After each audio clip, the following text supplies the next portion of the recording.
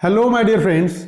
I am Dr. Wasim I Khan, Associate Professor, Shri Shivaji Law College, Parbhani, Maharashtra, India. So, in today's lecture, we will discuss the process of trial of criminal cases in India. कि in what manner the trial of criminal cases in India will be there. कि India में criminal cases की जो trial होती है उसका process कैसा चलता है, right from the commission of offence to the final judgement, के ऑफेंस होने से लेकर जजमेंट तक किस तरीके से केस चलती है वो आज के इस लेक्चर में हम डिस्कस करने वाले हैं। और आज ही से हम क्या करने वाले हैं कि BNSS भारतीय नागरिक सुरक्षा संहिता 2023 का भी स्टार्ट करने वाले। पहला चैप्टर ये रहेगा, उसके बाद हम डेफिनेशंस वगैरह डिस्कस करेंगे। तो किस तरीके से प्रोसेस होगा, one by one, step by step हम डिस्कस करने की कोशिश करेंगे। अगर अभी तक आपने मेरे चैनल को सब्सक्राइब नहीं किया तो सब्सक्राइब कर लीजिए, ताकि मैं जब कभी भी नया वीडियो अपलोड करूं तो उसका नोटिफिकेशन आप तक पहुंचे। जरूर से सब्सक्राइब करिएगा। चलिए आगे बढ़ते हैं, किस तरीके से ट्रायल चलेगा। देखिए, ट्रायल शुरू कहां से होता है, start of the process in a criminal case. के क्रिमिनल केस स्टार्ट कहां से होता है। देखिए, एक तो फर्स्ट सिचुएशन ये रहेगी, commission of a non cognizable offence. दो तरीके के ऑफेंस होते हैं, एक नॉन कॉग्निजेबल ऑफेंस होता है, एक कॉग्निजेबल ऑफेंस होता है। अब नॉन कॉग्निजेबल ऑफेंस कोई करता है person, non cognizable offence means an offence which is a less serious one and in which the police can't arrest the accused without warrant. जो नॉन कॉग्निजेबल ऑफेंस होता है, अदखल पात्र जो गुनाह होता है, वो लेस सीरियस होता है, जिसमें पुलिस विदाउट वारंट अरेस्ट नहीं कर सकती है। अब बात ध्यान रखिए, नॉन कॉग्निजेबल ऑफेंस अगर कमिट होता है तो क्या होगा। नॉन कॉग्निजेबल ऑफेंस हो गया, उसके बाद क्या होगा कि जिसके अगेंस्ट में नॉन कॉग्निजेबल ऑफेंस हुआ वो क्या करेगा, on arrest grant of bail by police as a matter of right. Commission of a non cognizable offence होता है तो वो क्या होगा कि on arrest grant of bail by police as a matter of right, कि नॉन कॉग्निजेबल ऑफेंस में police भी बेल दे सकती है अक्यूज्ड को as a matter of right. अब देखिए, commission of non cognizable offence होता है तो सबसे पहले जिसके अगेंस्ट में नॉन कॉग्निजेबल ऑफेंस हुआ वो क्या करेगा, filing of a private criminal complaint against the offender before competent court. Because जब कभी भी नॉन कॉग्निजेबल ऑफेंस होता है तो पुलिस FIR रजिस्टर्ड नहीं कर सकती है, NCR रजिस्टर्ड होगी, पुलिस रेफर करेगी उस विक्टिम को मैजिस्ट्रेट के पास, और मैजिस्ट्रेट के पास जाकर वो क्रिमिनल कंप्लेंट फाइल करेगा ऑफेंडर के अगेंस्ट में। तो ये क्रिमिनल कंप्लेंट हो गई। क्रिमिनल कंप्लेंट होने के बाद क्या होगा, देखिए उसके बाद होगा cognizance of the commission of the offence and inquiry by the court. अब क्या करेगा, जैसी क्रिमिनल कंप्लेंट कोर्ट के सामने होगी, कोर्ट क्या करेगा, उस ऑफेंस का कॉग्निजेंस लेगा और एक इंक्वायरी करेगा कि सच में ऐसा कोई ऑफेंस हुआ भी है या नहीं हुआ है। अब देखिए, उसके बाद की स्टेप आती है preliminary inquiry by court and if prima facie case made out then summoning of accused.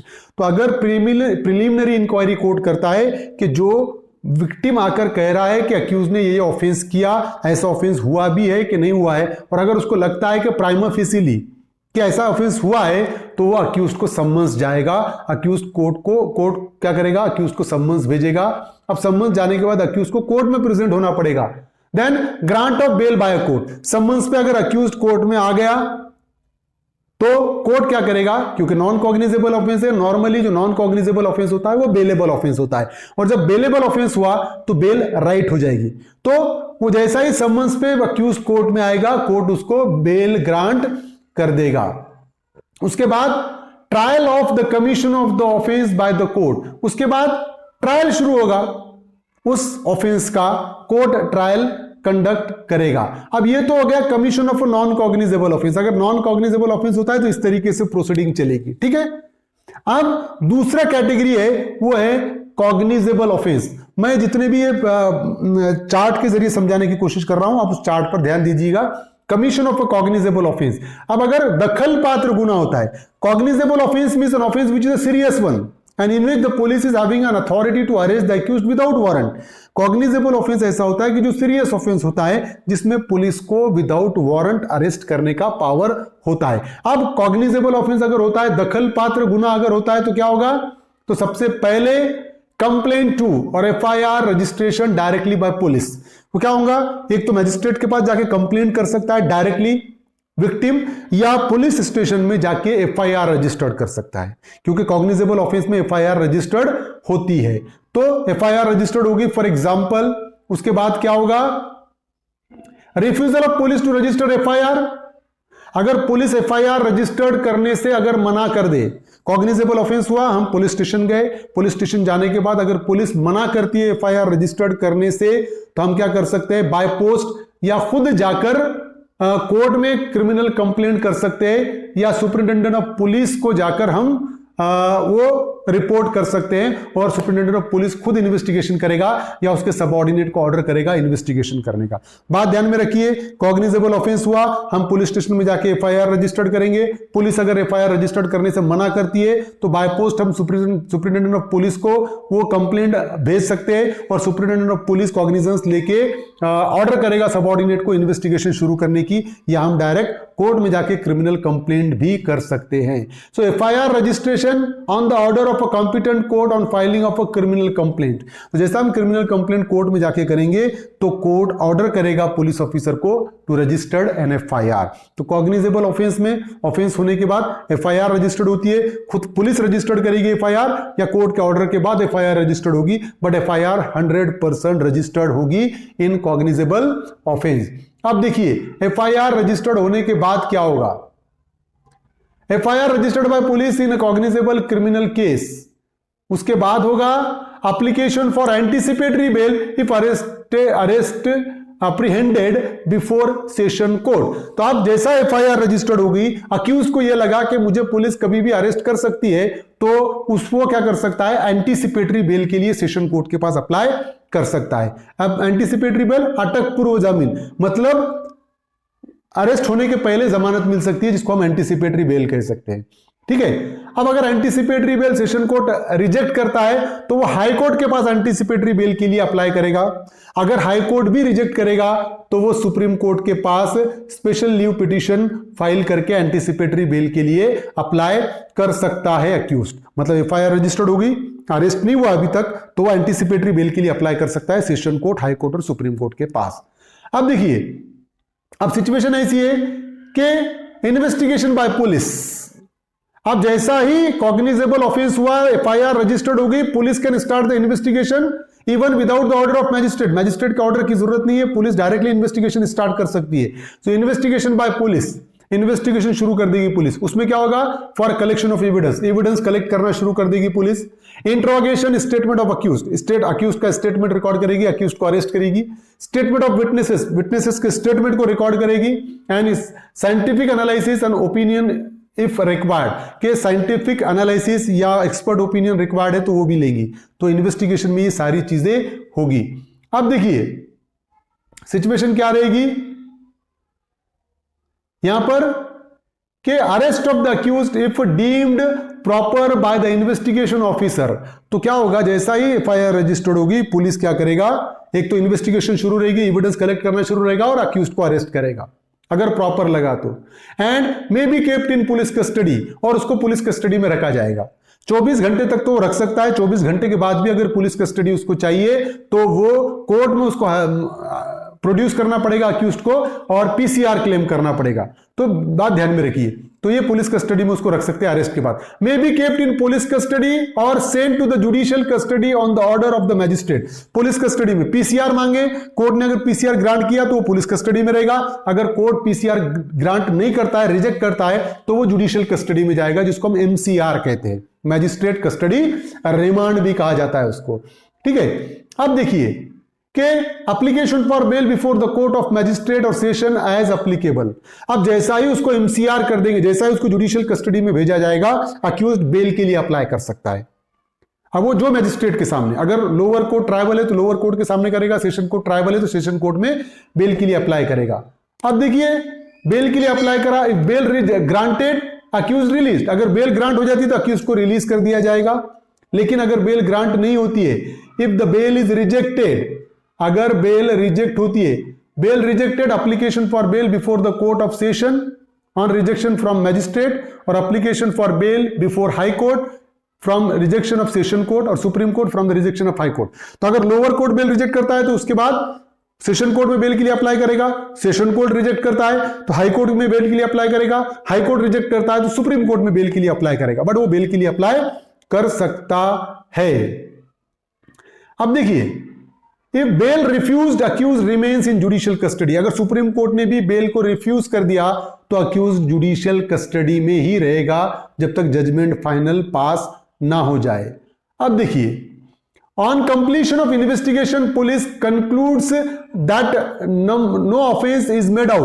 अगर इन्वेस्टिगेशन कंप्लीट हो गई पुलिस की और पुलिस को यह लग रहा है कि अक्यूज ने कोई भी ऑफेंस नहीं किया, तो उस सिचुएशन में क्या होगा, case closure report is filed before the magistrate.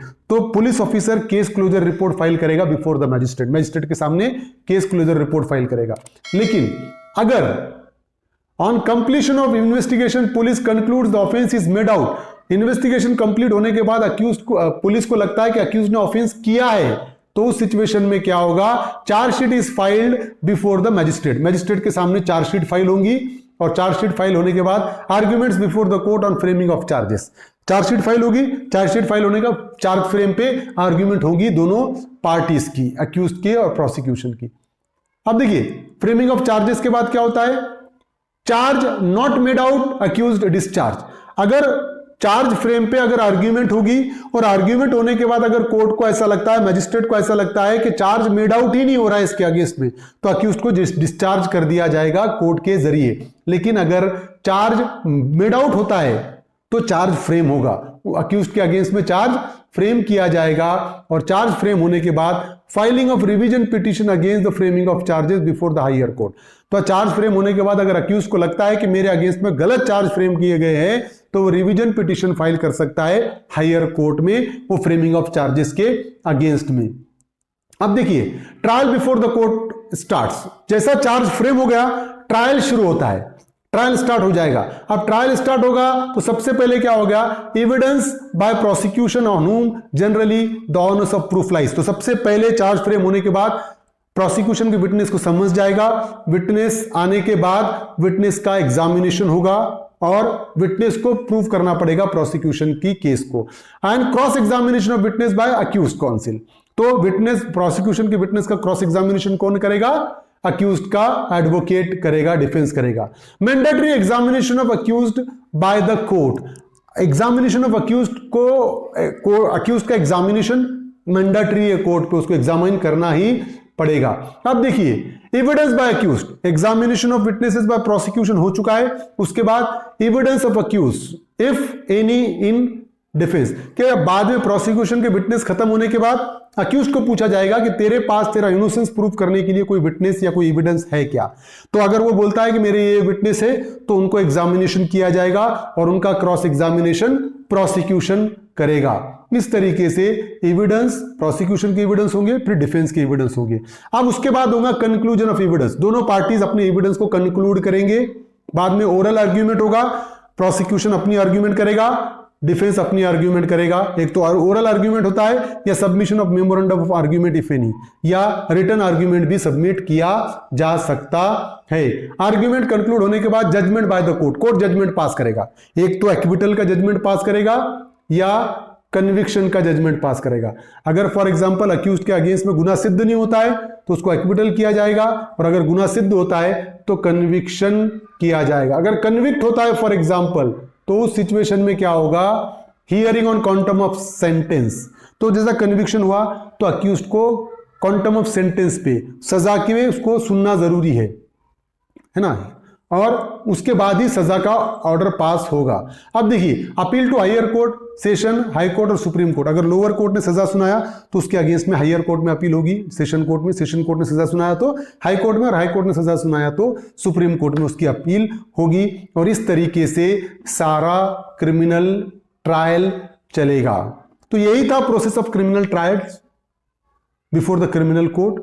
उम्मीद करता हूं कि बहुत कम समय में मैंने आपको समझाने की कोशिश किया है, समझ में आ गया होगा। समझ में आया तो मेरे चैनल को सब्सक्राइब कीजिए और इस लेक्चर को ज़्यादा से ज़्यादा स्टूडेंट तक शेयर कीजिए। Thank you very much.